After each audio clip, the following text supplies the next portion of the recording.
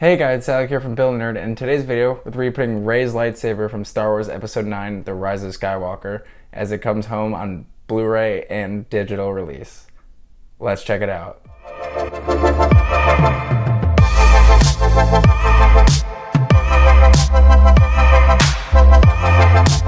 Rise of Skywalker was the 9th and final episodic film in the Skywalker saga, and while it definitely has issues, I do enjoy it more than I do not.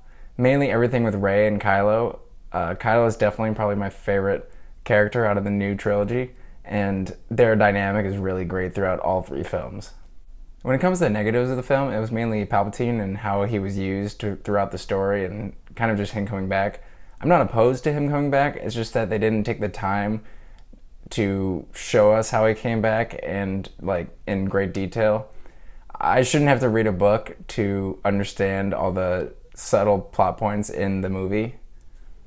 Also, I would have loved a unique plot storyline instead of just like a giant big bag we have to beat and a single thing that we have to take out to stop the Final Order fleet from getting into the galaxy. It's too similar to just having another Death Star, honestly.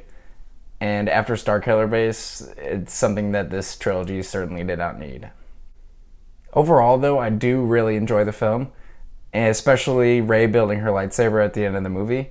I would have loved a double-bladed lightsaber just because of her skills with the staff, although we did kind of get that with Dark Rey and her saber. I did, however, enjoy that her saber was built out of her staff. That was a nice touch by J.J. Abrams. Okay, I could talk about Star Wars and this movie literally all day, but we should start to talk about the 3D print, so let's check it out. This print was found on Thingiverse and printed on my Creality CR10 and some Bahama Blue PLA from Ziltech. I know I've used the same filament for a lot of videos, but come on, I'm balling on a budget. I will have new colors when this roll runs out. The saber was printed in many parts that were assembled and glued together wherever necessary. The saber does have an opening and closing mechanism like in the film, but I've had some trouble getting it to function properly. I plan to continue to work on it though.